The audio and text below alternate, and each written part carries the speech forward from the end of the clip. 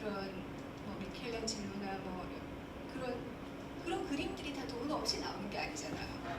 그러니까 상공업의 발달이라는 게 사실은 이탈리아 르네상스의 그 아주 중추적인 역할을 했는데 보카치오도 사실은 그런 어떤 그 의식을 그런 지식과 환경 속에 있었기 때문에 굉장히 현실적인 인간에 대한 사고와 그런 시각을 가질 수 있었다고 볼 수도 있을 것 같습니다.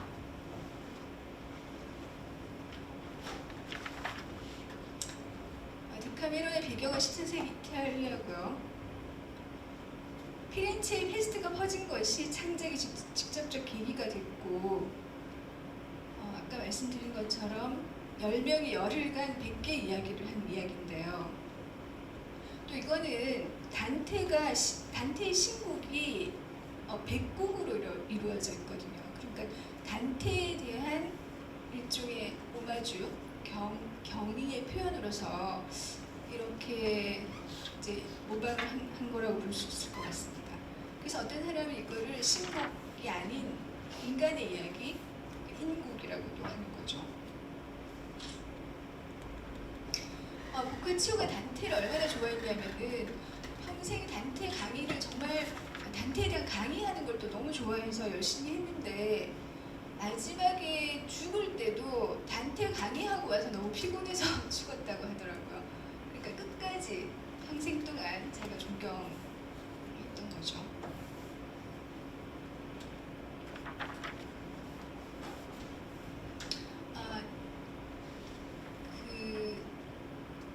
이런 데카메론이 뭐 안에 나오는 내용이 이런 것들이다라는 그런 해설서라든가 뭐 그런 거는 이제 많이 있겠지만 실제로 우리가 이제 하려고 하는 것은 독서를 하려고 하는 거라서 책 속으로 이제 들어가 보는 게 좀 더 실제적인 이제 감각적으로 이 데카메론을 이해할 수 있을 것 같아서 1권부터 조금씩 이제 약간 맛만 보는 식으로 한번 훑어보도록 하겠습니다. 1권 제일 앞에 보면 이런 얘기가 나오거든요. 신학자 바실리우스가 엿새간의 천지 창조에 대해서 설교한 내용을 담은 헥사메론, 헥사가 6이잖아요. 헥사메론에서 제목을 모방해서 데카는 10이니까 이거 엿새고 이거는 열흘, 그래서 이제 데카메론 이렇게 했다고 하거든요. 그래서 거기서 뭐 갈레오토 경의 이야기다.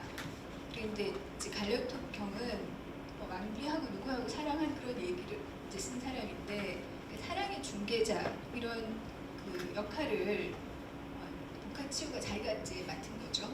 그러니까 이렇게 사랑을 중개하기 위해서 이 책을 썼다 이런 의미로요. 그래서 이 책 제일 앞에 보면은 내가 왜 이걸 썼는가에 대한 자기 이제 기술이 있어요. 그의 목적이 뭐냐면은 그 운명에 휘둘린 여자들을 어떤 식으로든 치유하고 위로하기 위해. 그래서 보면은 여자들은 사랑을 하려고 해도 뭔가 이렇게 소심하고 그렇게 해가지고 혼자 끙끙 앓고 이러기가 쉽다. 그런 사람들을 위로하기 위해서 내가 이렇게 100가지 사랑 얘기를 해준다. 이런 이제 가상의 목적을 여기다 이제 내거는 거죠. 사랑에 빠진 그들이 구원을 받고 안식을 얻을 수 있도록 100편의 이야기를 들려드릴까 합니다. 요즘 이야기도 있고 오래된 전설 같은 이야기도 있죠.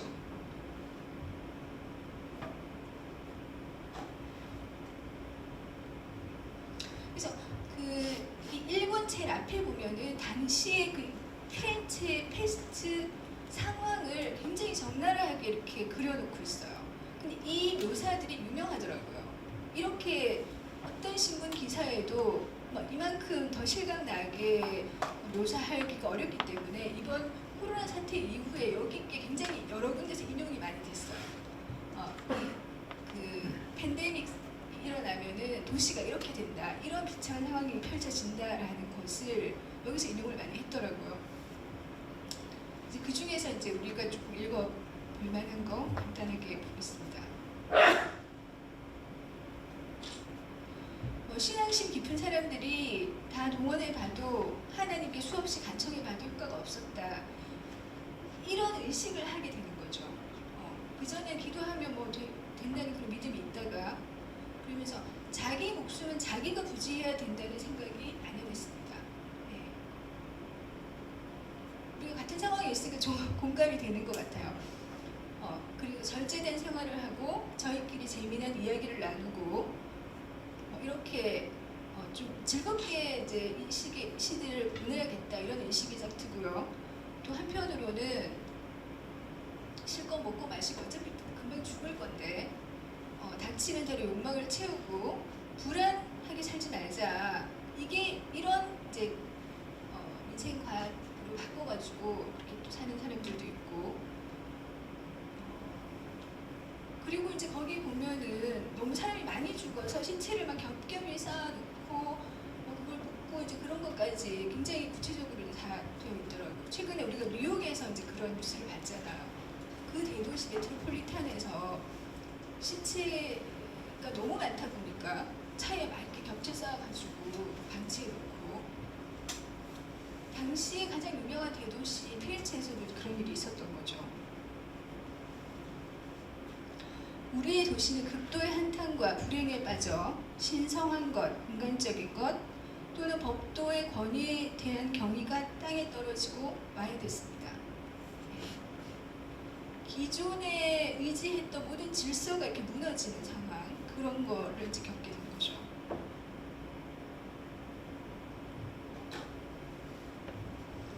그래서 이거는 그 보카치오가 이제 설정을 한 거죠.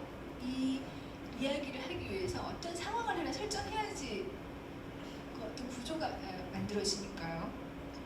여기서는 7명의 귀족 부인이 성당에서 있다가 우연히 만난 3명의 청년과 함께 우리가 이제 여기서 죽음만 기다릴 것이 아니라 교회로 나가서 피에솔레 언덕으로 가서 거기서 재미난 이야기를 하면서 이 시기를 한번 즐겁게 피해보자 뭐 그런 의논을 하는 거죠. 네. 그 중에 한 여자가 이렇게 말을 합니다. 세상에 태어난 사람은 누구든지 자신의 생명을 가능한 한 누리고 유지하고 방어할 권리가 있습니다. 남에게 해를 입히지 않고 우리의 생명을 유지하기 위해 할 수 있는 최선의 방법을 취하는 것이 모두에게 명예로운 일 아닐까요? 그러니까 이 생명이라는 게 이제 하늘에 달려있는 게 아니라 나의 책임, 그 방어는 내가 해야 된다는 의식이 생긴 거예요.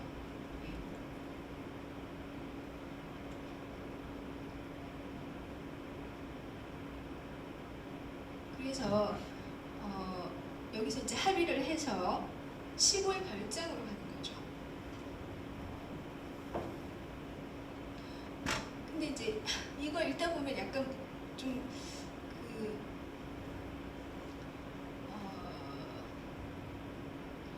일곱 명의 귀족 부인과 이 3명의 청년이 형편이 좋은 사람들이라서 그 시골 별장에 가서 계속 하인들의 시중을 받으면서 자기들은 뭐 맛있는 거 먹고 춤추고 얘기하고 이렇게 하거든요.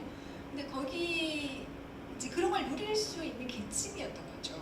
또 거기서 계속 이제 그러니까 데카메론은 어쩌면 당대에 교양이 있는 귀족 계층의 생활 그런 그러니까 미의식을 기반으로 해서 쓰여진 거는 맞는 것 같아요. 근데 그 안에 다양한 인간의 이야기가 뭐 들어있지만요.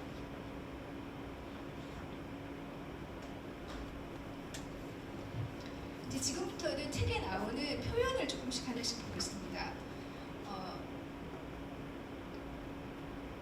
이제 매일마다 그 왕을 하나 정해가지고 진행자를 하나 세우고 그다음 주제를 정해주는데 첫 번째 날은 다 각자 하고 싶은 얘기 하나씩 하라고 하거든요. 첫 번째 날 첫 번째 이야기가 뭐냐면은 체파렐로 씨는 거짓으로 고해성사를 하여 유명한 수도사를 속이고 죽는다. 그는 살아서는 악질이었지만 죽어서는 성인으로 추앙되고 성 차펠레토라고 불린다. 이건 그 앞에 이제 요약해놓은 줄거리를 제가 옮긴 건데 왜냐면 원래 바르게 거짓으로 하면 안 되는 거잖아요. 근데 이런 걸 이제 거짓으로 해가지고 요령을 피워서 성인으로 추앙돼서 좋은데 가는 이런 이야기인 거예요. 처음부터 그 당시의 그런 어떤 종교적인 그 믿음을 이제 정복하는 그런 이야기로 이제 시작을 하는 거죠.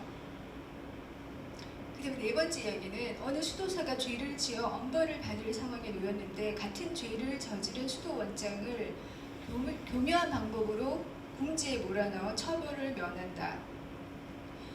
이거는 여기는 이제 그냥 여기서 죄라고 하지만 이게 다 성적인 그런 거거든요. 그래서 수도사나 수도 원장이나 다 똑같은 욕망을 가진 인간이다 라는 것을 드러내는 그런 스토리가 굉장히 많아요. 그다음 어느 꽤 많은 사람이 교묘한 말로 성직자들의 비뚤어진 위선을 폭로한다. 그다음 볼로냐의 알베르토 선생은 사랑하는 여자가 자기에게 망신을 주려 하자 이를 정중히 되받아친다. 말을 어떻게 잘해가지고 그거를 그 말이 위력을 발휘해서 상황을 바꾸거나 또 뭐 복수를 하거나 그런 그 언어에 대한 발견 그런 것도 이제 데카메론의 좀 특별한 점이라고 하겠습니다. 두 번째 날은 인생의 쓴맛을 본 후 달콤한 결실을 얻는 이야기.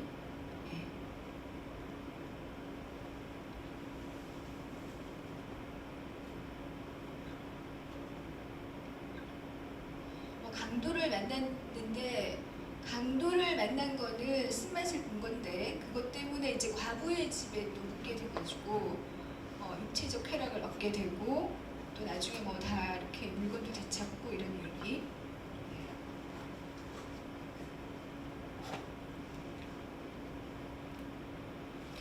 이런 줄거리 안에 사실은 다 사랑 이야기가 다 들어있는 거죠. 전체적으로 이제 그 사랑 이야기라는 테마를 다 펼쳐내고 있다고 보면 될 것 같아요. 근데 세 번째 날은 무척 열망하던 것을 교묘한 수법으로 손에 넣거나 잃었던 것을 다시 찾은 사람에 관한 이야기. 팜포레키오의 마세토는 벙어리 행세를 하며 어느 수녀원의 정원사가 된다. 수녀원에 왜 정원사가 되려고 하겠어요? 거기 여자들이 많으니까 그런 걸 이제 노리고 정원사로 들어가는 거죠. 그래서 벙어리니까 아마 말을 못할 거다, 발설을 못할 거다 해가지고 그 모든 수녀들이 이제 마세토를 다 원하게 되는 그런 이야기거든요. 그 다음에 세 번째 이야기.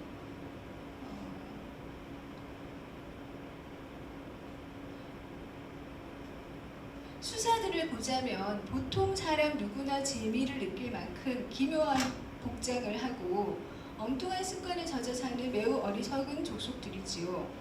그런데도 자기들이 세상 누구보다 고귀하고 현명한 인간인 줄 알아요. 하지만 그들은 가장 열등한 존재들이며 근본이 천박한 사람들입니다. 여기서 그 수사를 이렇게 묘사하고 수도 원장을 조롱하고 뭐 그런 이야기들이 이제 좀 많더라고요. 세 번째 날은 좀 그 중에 세 번째 날 10가지 이야기 중에서 7번째 이야기 안에 나오는 그 수도사들에 대한 묘사를 좀 보겠습니다. 옛날의 수도사들은 사람들의 안녕을 희구했지만 오늘날의 수도사들은 여자와 재산을 노릴 뿐입니다. 요즘에 그 기독교 비판하는 그런 댓글에 이런 말 되게 많더라고요. 그들이 하는 일이라고는 열변을 토하거나 그림을 보여주어 어리석은 사람들의 마음을 놀라게 하거나 헌금을 내고 미사만 올리면 죄가 다 씻어진다고 가르치는 게 전부입니다. 그들은 남자들에게 세교육을 멀리하라고 야단치지만 그렇게 야단 맞은 자들을 제거하면서 여자들을 독차지합니다. 그들은 고리 대금업과 부정한 이윤을 비난하지만 그건 그 이윤을 저희에게 반납하게 하여 통이 엄청나게 넓은 수도복을 만들어 입고 주교나 고위 성직자직을 손에 넣으려는 것입니다. 그런 검은 돈을 가진 사람들은 지옥에 떨어진다고 말하면서도 바로 그들의 돈을 쓰는 것이죠. 여기 보면은 옛날의 수도사들은 사람들이 안녕을 희구했지만 이렇게 전지를 달잖아. 그러니까 이때 이르러서 이제 그 가톨릭이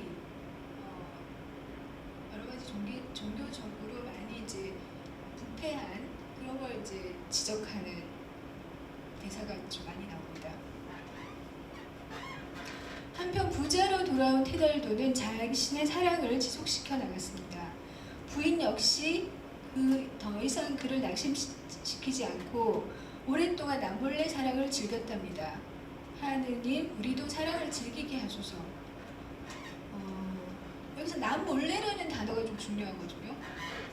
이 소설에서 그 유부녀, 유부남의 사랑, 수도사와 유부녀의 사랑 이런 것도 굉장히 많이 나오는데 그 사랑이 두 사람 다 진정성 있게 사랑이 이루어지는 것은 굉장히 축하를 하고 또 남몰래 이루어지는 거는 또 다 다행이라고 생각을 하는 분위기거든요. 전반적으로 그 논조가 그러니까 남이 알아서 상처를 주고 하는 거는 피해가 되지만 남이 모르면은 그 사랑이 이루어지는 자체는 가치 있다 이렇게 보는 거죠. 요즘 우리 가치관보다 더 이게 뭔가 다 열려 있어가지고 한편으로 좀 이해가 안 되는 측면이 많죠. 그다음 제가 이 책을 읽으면서 제가 개인적으로 저한테 와 닿았던 부분은 뭐냐면은 여기 나오는 그 사람들이 굉장히 그러니까 생각을 많이 하고 요령을 이렇게 그러니까 요령 있게 여러 가지를 궁리를 하는 거죠. 자기 현실을 헤쳐나가기 위해서 많은 생각을 하고 궁리를 하고 해서 어려움을 헤쳐나가려는 자세가 있어요. 보통 우리가 종교적으로 생각을 하면은 하나님이 다 인도하시고 알아서 해주시니까 내가 그렇게 하나하나 따져가면서 뭔가를 생각 안 해도 된다는 것이 이전 이 시대 중세 시대의 사고 방식이었다면은 이 사람들은 그렇게 가만히 안 있는 거죠. 내가 내 머리로, 내 이성으로, 내 재능으로, 내 지혜로 내가 다 따져가지고 그렇게 노력해서 어려움을 극복하는 것을 가치 있게 생각하는 거죠. 네. 그런 것들이 저는 좀 신선하게 느껴지더라고요. 이렇게 나 머리를 너무 덜 쓰고 사는구나. 네. 그래서 그렇게 하면 삶이 더 개선이 되고 뭔가 후회가 더 없고 그러지 않을까 생각을 했었거든요. 그런 묘사가 굉장히 많이 나오는데 그 중에서 대표적으로 제가 그냥 하나 뽑아본 것뿐입니다. 백작 부인은 이 말을 귀 기울여 들었어요. 그리고 극히 세부적으로 조사하고 일체의 사정을 속속들이 이해하고 나서 계획을 구상했어요. 부인은 백작이 사랑한다는 그 여자와 어머니의 이름과 집을 알아내서 어느 날 살며시 순례자 차림으로 그 집을 찾아갔습니다. 가서 보니 어머니와 딸이나 매우 궁핍해 보였는데 이런 관찰력도 세심하게 하는 거죠. 인사를 하고서 이제 이렇게 하는 거. 그러니까 귀족이 아니지만 인내, 총명. 이 총명이라는 단어가 많이 나와요. 사람이 총명한 거를 굉장히 아름답게 여기는 거죠. 세세한 계획 등으로 신분을 넘어 결혼에 성공한 거 이런 걸 축하하는 분위기. 그리고 이제 전반적으로 돈에 대해서도 왜냐면 그 전에 이제 중세가 뭐 청빈 이런 가치를 너무 강조하다 보니까 여기서는 그 돈을 좋아하는 거, 돈을 뭐 잘 쓰려고 하고 가치 있게 생각하고 이런 것에 대해서 굉장히 이제 열려 있는 거죠. 예, 그런 거 인간이 원래 다 그런 거다 이런 식으로. 그리고 인간이 가지고 있는 성욕, 이제 이 성욕을 그 긍정한다는 것 때문에 데카메론이 거의 잘 안 읽어본 사람들이 이 작품을 이해하는 거는 거의 외설스러운 책, 문답 해설 모아놓은 책, 뭐 이렇게 숨어서 읽어야 되는 책 정도로 생각을 하게 되는데요. 실제로 이제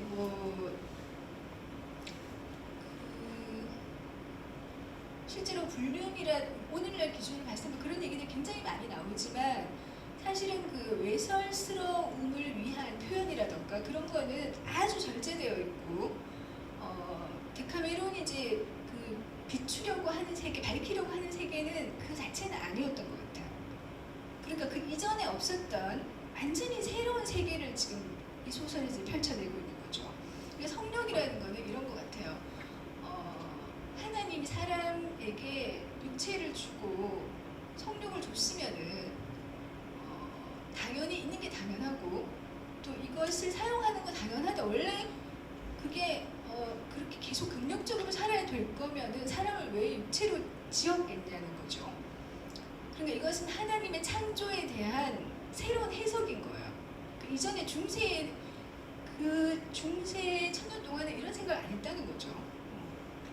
어떤 생각을 했냐면은 사람이 이제 원죄를 지었기 때문에 아무리 노력해도 이미 잘못된 존재예요. 그러니까 인간은 너무 나대면 안 되고 너무 욕망 다 표현하고 이러면 다 짐승이 되니까 그렇게 살면 안 되고 그 기도하고 헌금하고 청빈, 긍휼 이렇게 살아야 된다라고 그래야지 천국 가고 구원 받는다라는 세계관 속에 있다가 이제 인간을 원죄라는 조명에서 해방시킨 거죠. 하나님 원래 여섯째 날에 인간을 창조하고 보시기에 심히 좋았다. 인간을 같이 그러니까 인간 자체를 충분히 완성된 존재로 아름답게 창조했다는 것에 포커스를 두는 거예요. 원죄 짓기 이전에. 그렇게 이제 하다 보니까 인간이 가진 육체의 가능성 이런 것 다 긍정적으로 이제 바라보게 되는 거죠. 그러니까 가치관이 완전히 이제 새로운 가치관으로 변하는 그 시기에 인간에 대한 관념을 이야기 속에 담아낸 것입니다. 그러니까 여자도 그냥 정숙하게 있는 게 아니라 과감하게 자기 욕망을 표출하고 또 인간의 어떤 이성 이것도 하나님이 다 머리를 쓰라고 창조해 놨는데 안 쓰고 있는 거 그게 사실 더 문제가 있다고 보는 거죠. 그래서 계획을 하고 의지를 가지고 그러면서 기존의 종교적 질서를 조롱하고요. 그리고 여기서 이제 수도사, 수도원장, 수녀 이런 사람들의 그러니까 종교적 시각으로 봤을 때만 타락이라던가 그런 거를 그런 사람들 다 돈 밝히고 다 이제 성적으로 밝힌다 그런 얘기들도 알고 보면 그 안에 이 사람들도 다 사람이다라고 하는 인간 평등의 사상이 이제 깔려 있는 거죠. 종교인들도 알고 보면 다 사람이다. 우리 다 똑같다. 네. 그 전에는 나를 구원해줄 특별한 존재로 보다가 패스트 되니까 패스트 나오니까 다 수도사도 다 죽고 나도 죽고 이웃도 죽고 다 똑같구나라고 하는 인식 그런 게 이제 새롭게 이제 생긴 것입니다.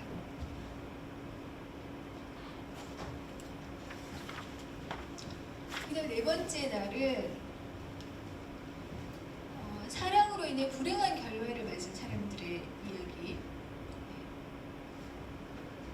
아까 말씀드린 것처럼 이거는 그 데카메론에 있는 문장 그대로인데요. 하늘이 만드신 내 육체는 여러분을 사랑하기에 부족함이 없습니다. 이거 이제 수작을 걸면서 이렇게 말을 하는 거거든요. 그 다음에 사랑의 비밀을 유지하기 위해 주도 면밀한 계획. 그러니까 여기서 이제 나오는 사랑이라는 게 다 유부녀 뭐 이렇다 보니까 수도 사고 뭐 이렇다 보니까 엄청난 장애물이 항상 가려놓여 있는 거죠. 그 장애물을 넘어서 사랑을 이루기 위해서는 머리를 엄청 씁니다, 전부 다. 그래서 신호를 만들어내고 계획을 세우는 거죠. 그래서 그 계획을 세워서라도 사랑을 이루어야 된다라는 사고가 이제 들어있는데 그런 것을 알고 보면은 그 사랑이라는 것을 좀 이렇게 우리가 지금 생각하는 이 사랑보다 좀 더 이제 사랑의 의미를 거기에 어떤 그 신적인 조명을 좀 하는 것 같아요.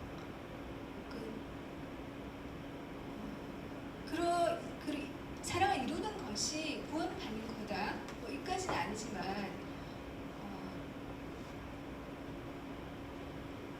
그냥 인간의 자기 실현 이런 측면 정도로 보더라도 사랑을 상당히 의미 있게 그렇게 이제 다루는 거죠.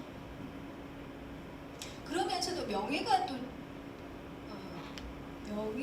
손상되는 건 엄청 싫어하고 걱정을 많이 하거든요. 이를 신중하게 처리해서 자신의 명예가 손상되는 걸 최소로 하고 싶었던 거죠.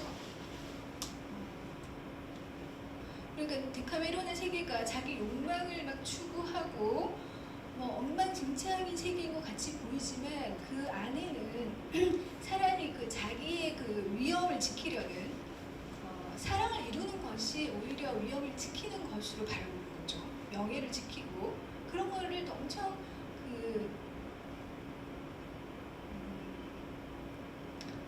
자존심을 지키고 거짓에 빠지지 않으려고 하고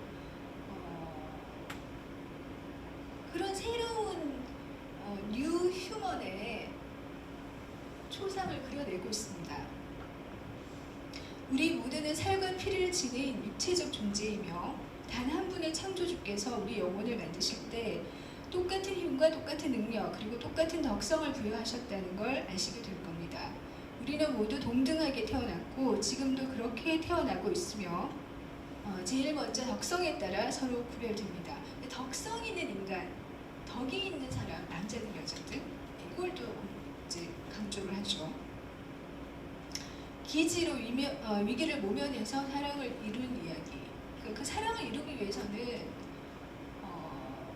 기지, 재치, 뭐 이런 게 말빨 이런 게 다 필요하거든요.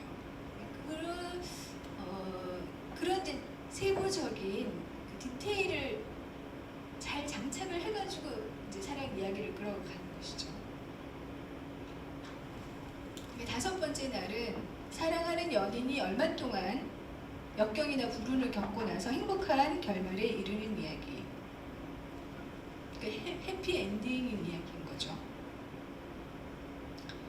사랑의 신은 잠들어 있던 재능을 깨어나게 했고 이 재능이라는 거, 이 탤런트라는 거를 강조를 많이 해요. 인간이 재능을 사실은 발휘 안 했으면 오늘날 이 문명이 없는 거잖아요. 근데 그 이전에는 안 그랬다는 거죠. 재능 이런 거 너무 이렇게 발휘하는 거 이런 거 다 겸손하지 못하다 이런 사고 방식에서 이제 여기서는 그런 표현들이 다 달라진다는 것이죠. 최대한의 힘을 발휘하여 야만스러운 어둠에 갇혀있던 그를 밝은 빛으로 인도했습니다.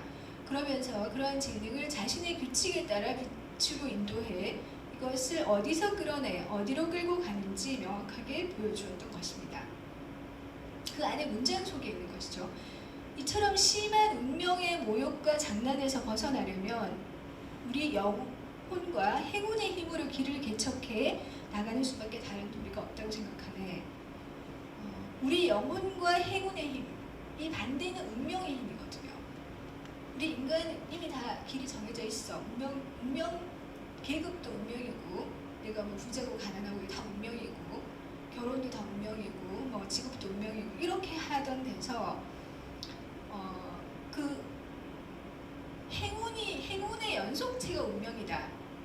인간이 이제 그런 것들을 하나씩 하나 행운을 놓치지 않고 그걸 잘 갈고 닦아서 하다 보면 그게 운명이 되는 거지 정해져 있는 게 없다라는 사고방식으로 이제 변하는 거죠. 왕은 이 얘기를 듣고서 제독의 말이 옳다고 생각했어요. 그리고 행하려 한 일뿐 아니라 그 전에 자기가 했던 일도 크게 후회했어요. 그러니까 이 얘기를 왕이 듣고 뭔가 행동의 변화를 가졌다는 거죠. 그래서 이야기를 하고 설득을 당하고 또 이해를 하고 그래서 행동의 변화를 이제 가지고 이런 어떤 메커니즘이 데카메론 속에 작동을 하는데 저는 여기에도 상당히 좀 감명을 많이 받았거든요. 제가 대구 사람이라서 그렇지 우리 이렇게 말을 갖다 이렇게 조곤조곤 하는 거를 좀 안 좋아하잖아요. 이심전심이지 뭐 이러면서 그냥 다 얘기 안 하고 이제 뭔가 알아주겠지 하는 그런 식으로 동양 문화가 좀 그렇잖아요. 그런 식으로 좀 길들여져 있었는데 자기가 생각하는 거 조목조목 자기 목적을 위해서 또 자기의 그 뜻을 전달하기 위해서 그걸 조리 있게 정성스럽게 이야기를 해서 상대방을 설득시키는 것을 얻어내는 거죠. 네. 그렇게 해서 결혼도 하고 성공도 하고 이제 막 다 해내는 거예요. 그렇게 이제 언어를 활용하는 정신 그것도 저는 굉장히 좀 감명을 받고 말을 너무 안 하려고 하면 안 되겠다. 이제 말을 열심히 하고 좀 열심히 하고 많이 하고 그렇게 해서 의사를 충분히 전달하는 것이 우리 삶을 더 풍부하게 하는구나 이런 거를 굉장히 현실적으로 이제 그런 걸 좀 느끼고 내가 아직 르네상스 정신에 미치지 못하고 있다는 생각 예, 그런 생각도 좀 해봤습니다. 그 다음에 남편과 청년에게 받은 만큼 되돌려줘라. 이거는 이게 이제 그 뭐 성적인 얘기인데요. 이런 거 계산적으로 하는 거잖아요. 받은 만큼 돌려주는 거니까. 그러니까 남편이 나한테 잘해줬으면 남편한테 많이 해주고 청년이 잘해줬으면 청년한테 많이 해주고 그런 얘기거든요. 그러니까 그런 데 있어서 도덕적 판단을 안 하는 거죠. 도덕적으로 제대로 하는 게 아니라 모성이 낮게 깔린 그들 사이의 합의. 그러니까 사람들 사이에 우리가 두세 사람만 모여도 그 안에서 통용되는 어떤 거래가 있잖아요. 그래서 그런 합의 그런 것을 중요하게 생각하지 이미 바깥에 딱 외부적으로 정해져 있는 윤리, 도덕 그런 게 중요하지 않다고 생각하는 그 세계관인 거죠. 좀 지루하실 텐데 이제 제가 그 다음부터는 빨리빨리 지금 6번째 날이니까 조금 더 남은 거죠. 6번째 날은 기만한 재치를 발휘해서 자신을 방어하거나 적절한 대답 또는 날카로운 통찰로 손해나 위기, 모욕을 모면한 사람들에 대한 이야기인데요. 논란의 풀치 부인은 부적절한 희롱에 즉각적인 반격을 가해 피렌체 사교 이거는 거기 종교인이거든요. 입을 다물게 한다. 데카메론의 세계 속에 여성의 지위는 상당히 높고 여자들이 재능도 발휘하고 기지도 발휘하고 다 하는데 모욕을 당하는 거, 부적절한 희롱을 받는 거 이런 거를 이렇게 참지 않는 것이죠. 거기서 말로 반격을 해가지고 물리치는 그 자의식이 강한 그런 여성상을 보여줍니다. 그래서 단순 명료한 말의 힘과 빼어난 한마디, 이 책 표현에 그대로 이렇게 있는데요. 이런 것이 이런 단순 명료한 말이 힘이 있다는 거, 그런 거를 이제 얘기하고 있는 거죠. 그다음 키키 비오는 듣는 사람을 즐겁게 하는 즉흥적인 대답을 잘한 덕분에 최악의 벌에서 빠져나왔고 주인과 원만한 관계를 유지했다고 하네요. 그러니까 임기응변인 거죠. 임기응변으로 사람을 기분 좋게 해가지고 벌 받을 것도 안 받고 이런 것들이 다 언어에 대한 새로운 감각이에요. 그 비트겐슈타인이 그런 말 했더라고요. 언어의 한계가 자기 세계의 한계다. 나는 말은 잘 못하지만 나의 세계는 넓어 이런 건 없다는 거죠. 내가 표현할 수 있는 것이 그게 나의 세계라는 거예요. 그래서 이렇게 언어에 이제 그 스포트라이트를 비추는 거 이것도 르네상스적인 새로운 자유라고 할 수 있겠습니다. 그럼 7번째 이야기는 이 당시에도 우리가 엄청 자유롭고 뭐 이런 것 같지만 사실 간통한 여자는 화형에 처하는 이런 아주 사실 이 화형이라는 거는 17세기 세일런까지 그 미국이 그런 데까지 있었으니까 이후로도 엄청 오랫동안 진행이 되지만 이때도 이제 간통하면 화형하는 이런 법이 있었는데 여기에 대해서 거부하는 그 기술력이 나오거든요.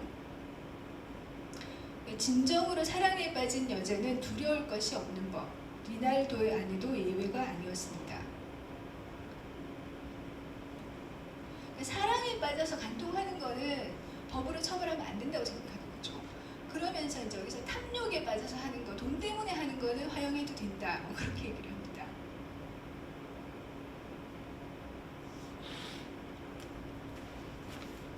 7번째 날은 여자들이 사랑을 위해 혹은 자기가 살아남기 위해 눈치를 챘든 못 챘든 남편을 골려 먹은 이야기. 순진한 부인은 그렇게 끈덕지게 구애를 받다 보니 리날도 수사가 보기보다 멋진 사람인 듯한 생각이 들었답니다. 간절히 요구하면 여자들은 다 들어주게 되잖아요. 그렇게 집요하게 시달리다 보니 부인도 그런 마음이 들어 이렇게 말했어요. 제가 이번에 왜 이렇게 인용을 했냐 하면은 이런 식으로 이제 보통 인간이 가지고 있는 어떤 성정 그리고 행동 방식이라든가 이런 것들을 있는 그대로 이 작품들 속에 다 녹여내고 있어요. 우리가 이제 마주치는 사람들이 가지고 있는 보통의 그런 인간의 성정이 그게 잘못된 게 아니라는 거죠. 누구나 이렇게 계속 따라다니면 마음 흔들리고 뭐 이런 그냥 아주 통속적인 있는 그대로를 하나도 판단하지 않고 가감 없이 작품의 이야기 속에 다 녹여냈어요. 그게 데카메론의 매력인 거죠. 뭔가 그것을 도덕적으로 채색하지 않았기 때문에. 그 다음에 이제 이어지는 사랑의 찬. 아 사랑이여 그대의 힘은 어찌 그리 위대하고 다양한가요. 그대의 조언과 의견은 어찌 그리 대단한가요. 예전에나 앞으로나 그 어떤 철학자, 그 어떤 예술가가 그대처럼 길을 따른 자에게 즉각 의지와 신중 그리고 논증을 제시해 줄 수 있을까요. 그 어떤 가르침도 그대의 가르침과 비교하면 단연 둔감하기만 합니다. 사랑이 신에게 가르침을 받아 이미 영특해질 대로 영특해져 있던 아내는 이렇게 대답했어요. 사랑이라는 그 자체가 힘이 있고 우리를 어딘가로 인도하고 그런 거라고 예찬을 하는 거죠. 그래서 사랑은 살아남고 탐욕은 죽는 법이랍니다. 그다음 부당한 질투를 하는 남편에게는 아내가 무슨 일을 하더라도 절대 비난해서는 안 됩니다. 오히려 칭찬해야 마땅하죠. 여자들이 안 참는 거죠. 부당하게 질투한다? 그러면 응징을 합니다. 그런 거를 이제 이 데카메론에서 이제 좀 장려를 하는 것이죠. 아내는 이렇게 기지를 발휘해서 입 앞에 닥친 위험을 모면했을 뿐만 아니라 뒤로도 남편을 두려워할 필요 없이 마음껏 즐길 수 있는 길을 열었다고 합니다. 데카메론이 조금 이해가 안 되는 것은 안 들키면 그냥 계속하는 거예요. 그러니까 죄의식이 없는 거죠. 죄의식의 퇴조. 그것이 르네상스를 일으킨 아주 무엇보다도 좀 강력한 에너지가 아니었나 그런 생각이 듭니다. 존경하는 부인들이여, 열렬히 사랑에 빠진 사람은 세상에 하지 못할 일이 없고 아무리 어렵고 불확실한 일이라도 다 이루어내는 것 같습니다. 행운이 왔을 때 냉큼 받아들여, 이런 것도 이제 욕망을 억제하지 말라는 거죠. 훌륭한 위안자이자 위대한 조언의 대가인 사랑의 신은 부인이 그 일을 하도록 만들었습니다. 사랑이 그녀에게 길을 만들어 주어 요구를 들어줄 방도를 곧 생각해낼 수 있었지요. 그 뒤로는 자신의 무지를 떨쳐버리고 요령을 터득하여 실속을 차렸습니다. 그러니까 이제 방법이 없을 거라고 생각하고 미리 사랑을 포기하거나 안 이루어질 거야 이런 거 다 무지한 거라는 거고요. 요령만 있으면은 성취할 수 있다, 이렇게 생각을 하는 거죠.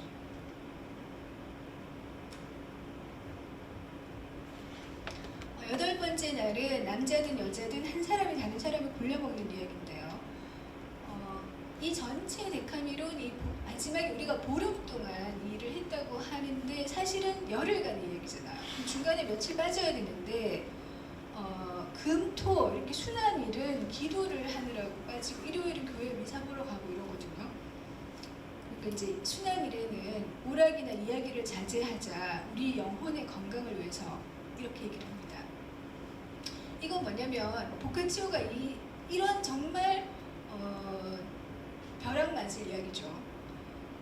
이 벼락을 맞고 화형을 막 12번 당해도 모자랄 그런 이야기들을 100개나 쓰면서도 전체적으로는 중세적인 그 프레임을 만들어내고 있어요. 이 사람들이 미사도 가고 영혼의 건강도 생각하고 그런 형식을 이제 갖추는 거죠. 이거는 오락으로 우리가 하는 이야기다라는. 그리고 이런 어떤 양면성은 어디서 나왔냐 하면은 이게 이제 그 르네상스 초기이기도 하고, 실제로 이 당시 피렌체가 중세와 근대가 공존하는 전환기였기 때문에 아직까지는 15세기에 가면은 또 좀 변화가 많이 생기지만 14세기까지만 해도 중세적인 가치 그런 것들을 완전히 버리지는 않는 거죠. 제가 이제 보면서 약간 우리가 오늘날의 가치관에 비추어서 좀 불편했던 것들은, 여기 나온 여자들이 다 현명하고 총명하고 우아하고 뭐 아름답고 이런 여자를 엄청 칭찬을 하고, 못생긴 여자는 좀 비하하고 장애인에 대한 비하 이런 것도 좀 있거든요. 그러니까 외모를 가지고 너무 사람을 평가하는 듯한 그런 묘사가 좀 눈에 띄는 거예요. 그러니까 그런 것은 이제 우리 오늘날 그런 인식은, 소수자에 대한 인식은 오늘날 더 발달하고 확대됐다고 할 수 있겠습니다. 그때까지만 해도 보카치오는 자기의 그 귀족 계급의 그런 한계를 가지고 사람들을 보는 거죠. 그리고 좀 특이한 거는 사람이 너무 단순한 거 이런 것을 좀 조롱을 해요. 단순한 건 아름다운 거다, 좋은 것이다. 우리 지금 약간 그런 것도 많이 생각을 하고 있는데, 사람이 너무 단순해서 복합적인 사고를 못하고 이런 것들에 대해서 그런 사람을 좀 우둔한 사람으로 이렇게 하더라고요. 그러니까 이 시대는 아마 생각을 이제 교묘하게 복합적으로 다면적으로 할 수 있는 인간, 지치가 있는 인간, 지성이 있는 인간을 더 이렇게 부각시키는 그런 시대였던 거죠. 팬의 힘은 경험해 보지 않은 사람은 도저히 짐작할 수 없을 정도로 강력합니다. 지성을 이제 강조합니다. 대부분의 학자들이 악마의 꼬리가 어디 달렸는지 안다, 사람을 놀릴 때는 조심해야 된다, 지식인을 인정하는 거죠. 사실은 지식을 인정하고 이렇게 해야지 문명이 발전을 하잖아요. 근데 그 이전에는 그 중세에 우리가 암흑기라고 하는 이유가 사람들이 뭐 책도 안 읽고 이제 매일 기도만 하고 막 그런 풍조에 대한 비판인 거죠, 이것도. 네.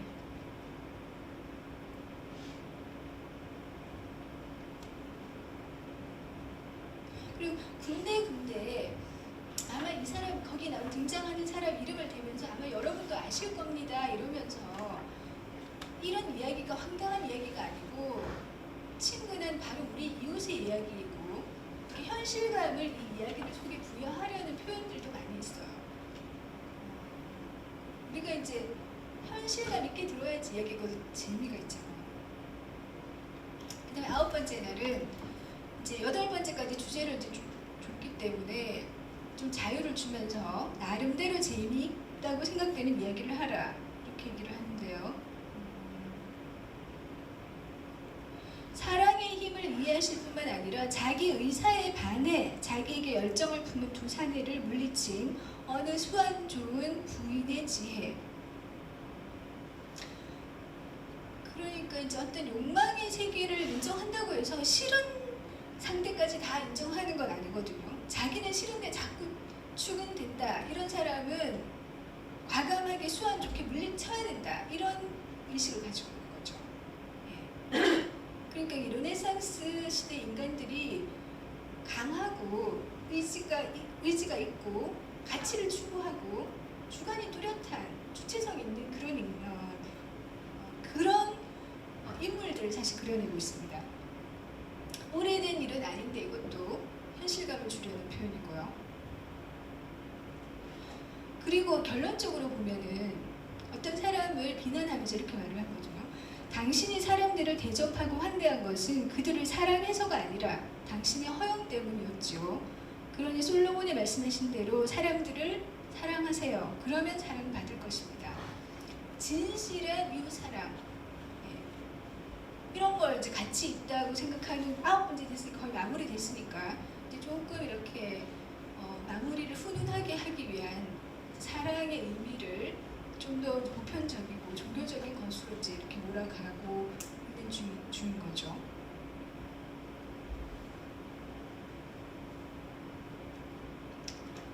열 번째는 마무리니까 관용, 드디어 이제 관용이라는 주제를 들고 나옵니다. 사랑으로 인해 혹은 어떤 다른 이유로 관대하고 관용 있게 일을 완수한 사람들의 이야기.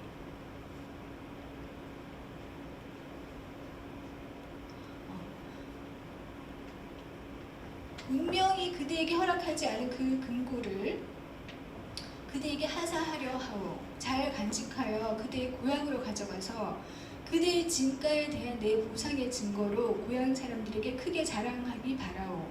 이게 왕이 어떤 사람한테 하는 이야기인데요. 그대의 진가에 대한 보상. 그러니까 사람들이 지금 나한테 주어진 것이 운명이라고 생각하면은 내 진가 이런 게 따로 없는 거죠. 그렇지만 여기서는 재능, 자기의 재능이라던가 덕성이라던가 그 사람의 진가는 인정받아야 된다라는 그런 생각을 하는 거죠. 이것도 중세 적인 사고방식이 아니고 개인주의, 개인의 가치를 인정하는 그런 새로운 사고방식입니다. 하나님께서는 질투에 사로잡혀 있던 불쌍한 저의 눈을 이성으로 다시 뜨게 하시고 뭘 해야 하는지 살피게 해주셨습니다. 사랑의 욕망을 극복하는 것을 사실은 더 고귀한 것으로 보는 걸로 이제 마무리를 열 번째니까 이렇게 하는데요. 뭐 이런 거 있어요. 어떤 왕이 두 처녀를 사랑했는데 자기가 권력이 있으니까 자기가 다 가질 수 있는데도 그 두 처녀를 다른 젊은 청년에게 다 이제 시집 보내는 이야기. 자기의 욕망을 극복하고 관용으로 해결한 그런 이야기들이 10번째 쭉 나오거든요. 그리고 우정이라는 거, 최종적인 가치는 우정이다. 이런 맥락에서요. 우정에 대한 강조도 있습니다. 우정의 매듭은 혈연이나 친척 관계보다 훨씬 더 단단하다. 친구는 우리가 선택한 것이지만 친척은 운명에 의해 주어진 것이기 때문입니다. 여기 이제 좀 전형적인 얘기가 나오는데 그거는 나중에 이제 여러분 책을 보시면은 우정을 위해서 이제 여자를 양보하는 스토리는 그런 거지만 끝까지 우정을 이제 놓치지 않는 그런 얘기 나오는 거죠. 그리고 제일 마지막은 역시나 성령 성령으로 마무리를 해요. 성령은 하늘에서 가난한 자에게 임하시는 반면 왕궁에 거하는 자들도 사람들을 다스리기는커녕 되지나치기에 적당한 경우가 많습니다. 신분을 이제 넘어서서 모든 사람에게 골고루 임하는 성령을 얘기하면서 이제 인간 평등의 사상을 이제 여기서 이제 피력을 하는 것입니다. 이 맺은 말은 저의 맺은 말이 아니고 보카치오가 마무리까지도 이제 상당히 깔끔하게 하거든요. 자기 이 책을 사람들이 어떻게 볼 것인지 너무 잘 아는 거예요. 거기서 이제 다 그런 거를 하나씩 끄집어내서 이제 방어를 하는 건데 자기가 너무 자유로운 표현을 많이 써가지고 이게 보면 막 구멍, 말뚝 이렇게 쭉 있죠. 예. 이런 표현들을 이 책에서 많이 썼는데 이거를 분명히 사람들이 부적절하다고 볼 것이다. 그러나 그렇지 않다. 이런 말을 보고 그렇게 생각하는 사람은 위선적인 거라고 받아치는 거죠. 그리고 우리가 지금 하는 이 이야기는 가장 고상한 영혼과 언어만이 허용되는 교회에서 지금 얘기하는 거 아니고 철학자의 학당에서 하는 거 아니고 기분을 전환하기 위해서 나온 그 정원에서 하는 이야기 아니냐. 여기는 사람들 다 젊지만 성숙하고 이런 이야기 들었다고 해서 이거 막 실천하려는 사람 여기 없다. 그래서 이런 이야기가 유쾌한 우리가 그 한때의 시간을 위해서 이런 이야기 가능하다라는 자기 합리화 그런 것을 맺은 말에서 하고 있습니다. 그러면서 어떤 비판을 받을 것인지 쭉 나열을 하는데요. 지나치게 자유롭다. 그 중에는 없는 게 훨씬 나은 이야기도 많다. 너무 길다. 네. 저도 이게 3권을 읽으라고 시간 정말 많이 걸렸거든요. 너무 길다. 그 다음에 신중하지 못하다. 좀 뺄 거 빼고 이렇게 해야 되는데 그 다음에 성직자들의 실체를 너무 까발렸다. 그러다 정말 지옥 가는 거 아닐까 이렇게 생각하는 거죠. 이런 이야기들을 들을 것이다 라는 것을 얘기를 하면서 또 너무 재치 있게 제일 마지막에 이렇게 얘기를 해요. 자기 이웃에 있는 부인이 내 글이 세상에서 가장 뛰어나고 가장 달콤하다고 말을 했다고 하면서 이제 아주 귀여운 그 마무리를 이렇게 이제 하는 거죠. 이게 이제 전체 이제 3권의 책이고요. 이제 저도 이제 마무리를 하겠습니다.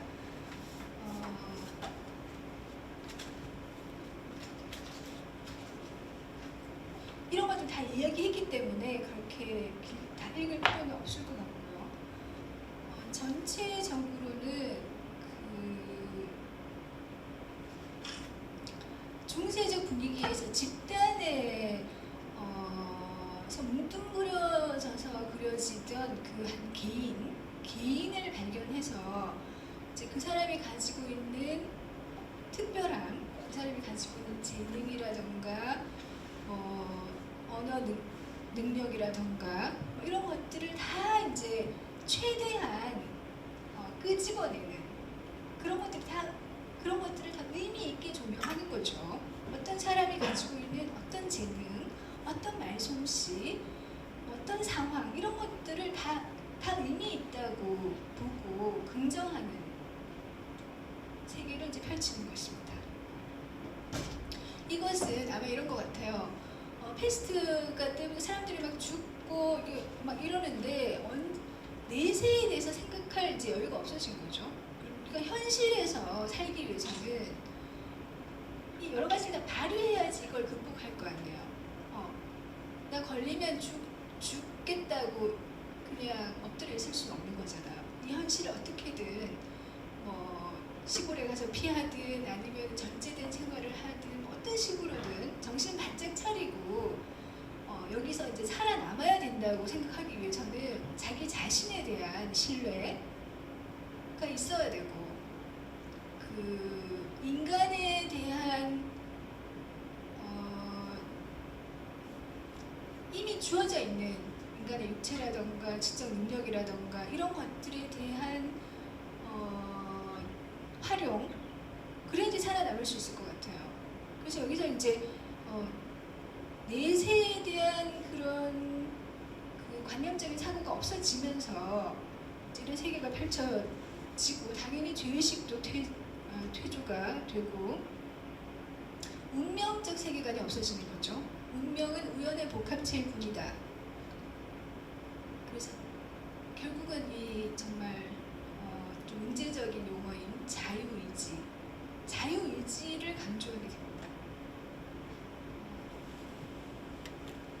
운명이 아니고 인간의 자유의지를 통해서 자기 자신을 충분히 결정해 갈 수 있는 존재라는 거죠. 하나님이 창조한 그대로의 그런 어떤 자산을 가지고 자기 자신을 만들어 나갈 수 있는 존재다 라고 생각하는 사고의 변화.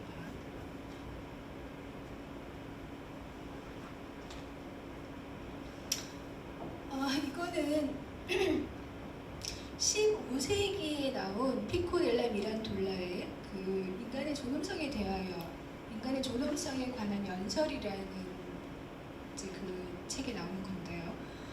이런 식의 어떤 인간에 대한 새로운 발견이 15세기 가서 이렇게 정식화되는 거죠. 이걸 좀 더 이제 발전시키면은 어떻게 되냐면은 하나님은 인간을 일정한 거처와 일정한 행위와 어떤 필연성에 묶어놓은 것이 아니라 오히려 자유로운 활동과 자유의지를 그에게 주셨다.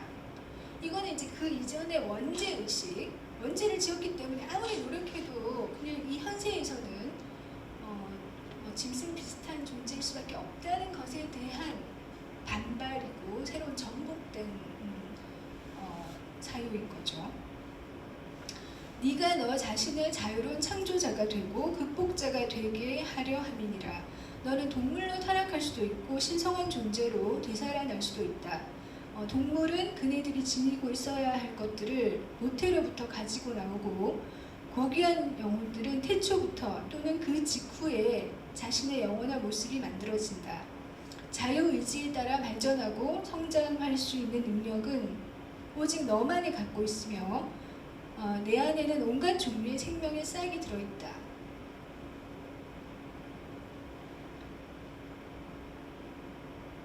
그러니까 그 하나님의 이미지로 하나님의 형상으로 창조된 너 자신의 존재 가치를 믿고 그것을 발휘해서 살아나가야 된다. 그것이 인간의 존엄이라고 하는 새로운 선언이 이 이제 피코의 인간의 존엄성에 대한 연설이라는 것이 사실은 르네상스 선언이라고 부를 수 있거든요. 이런 식으로 이제 인간에 대한 인식이 변화해 가는 거죠. 근데 우리가 지금 처해 있는 21세기는 이러한 근대 의식이 이제 쭉 성장해서 신의 그림자를 이제 완전히 좀 몰아내고 정말 인간의 이성을 믿고 문명을 발전시킨 그 이후의 시대를 우리가 지금 살아온 거잖아요. 근데 이제 그 신의 이미지를 신의 이제 어떤 그늘을 너무 이렇게 또 없애니까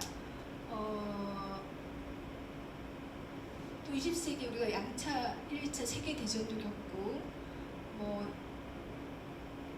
나치 학살도 겪고 이런 여러 가지 그 폭력과 비인간적인 역사를 또 맞이하다 보니까 너무 이제 그런 인간의 이성만 믿는 것도 한계가 있다라는 인식이 생기고 그러면 어떻게 해야 되나? 다시 그럼 중세로 돌아가 회귀를 해야 되나? 그러면 또 중세에 또 그것도 또 문제가 있고 그래서 우리가 지금 새로운 발걸음을 어디로 떼어야 될 것인가 다시 이제 고민하게 되는 그런 이제 인류사의 한 시점에 지금 와 있는 것이죠. 그래서 이 코로나라는 건 어쩌면은 그 인간이 너무 인간 중심주의적인 그 사고를 인간이 자기만 너무 믿다 보니까 모든 것을 파괴하는 자연도 파괴하고 신도 없애고 이 우주의 폭군이 되어버린 이런 사태에 대한 하나의 경고 다시 이제 돌이키라는 거죠. 뭔가 변화가 필요하다라는 어떤 그런 어떤 표지를 우리가 읽어볼 수 않을까 그렇게 이제 생각해 볼 수 있을 것 같습니다.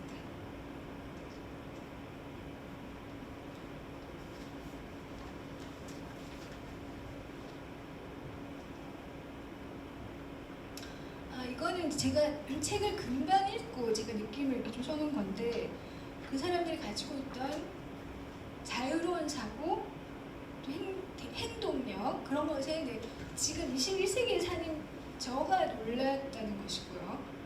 그 다음에 우리가 진짜 르네상스를 제대로 르네상스 정신을 가지고 르네상스를 겪었는가, 제대로 겪었는가 하는 것에 이제 자문을 하게 되고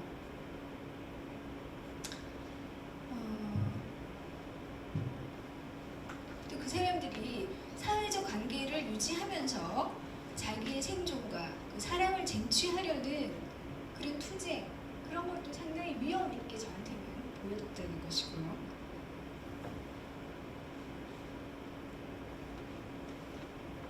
그리고 무엇보다도 제가 좀 행동력이 없고 좀 게으르고 약간 이래서 그런지 이 부분이 좀 특히 와닿았어요. 아무 노력도 하지 않는 자에게 그저 입속에 굴러들어오는 행복 같은 거는 없다. 뭔가 궁리를 하고 노력을 하고 이걸 어떻게 헤쳐나갈까 이렇게 생각하는 것이 굉장히 아름다운 거구나. 그게 인간이구나. 그런 생각을 저는 좀 하게 됐고요. 끊임없이 사람들하고 소통을 하고 머리를 쓰고 그렇게 살아야 되겠다. 말도 좀 잘해야 되겠구나. 어떤 위험한 상황에서 알아주겠지 생각하면 안 되고 내 자신을 충분히 표현을 해서 커뮤니케이션이 잘 되도록 하는 거, 그게 나의 의무이고 그렇게 했을 때 내 삶이 좀 더 즐거워질 수 있겠다 이런 생각을 했다는 것이고요. 행복해지기 위해서는 나의 의지도 있어야 되고 또 타인의 도움도 있어야 된다는 거, 이런 거 저 혼자서 그냥 생각한 거를 제가 메모해 놓은 건데요.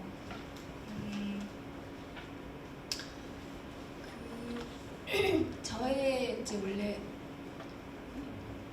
그 두성 없는 독후감식의 이제 얘기를 이제 제 스타일로 저대로 그냥 쭉 한번 얘기를 해봤는데 이제 여러분이 처음에서 잘 들어주셨는데요. 이러고 보니까 데카메론이라는 책이 내가 가지고 있던 그런 선입견하고는 좀 다를 수 있겠다. 그 안에서 뭔가 새로운 계시를 받을 수 있겠다. 내 자신의 삶을 열어줄 에너지를 얻을 수 있겠다. 이런 생각을 이제 하시게 되기를 바라면서 이제 저는 얘기를 했습니다. 제 생각에는 충분히 그 에너지가 이 속에 다 들어있는 것 같고요. 우리 시대의 이제 그 첫발 서곡이거든요. 이 데카메론이 여기서부터 근대가 열렸기 때문에 근대 정신이 뭔가를 아주 피와 살 있는 스토리로 이해를 하려면은 이 책을 읽어야 되지 않을까 이런 생각을 했습니다. 네, 제 강의는 여기까지 하도록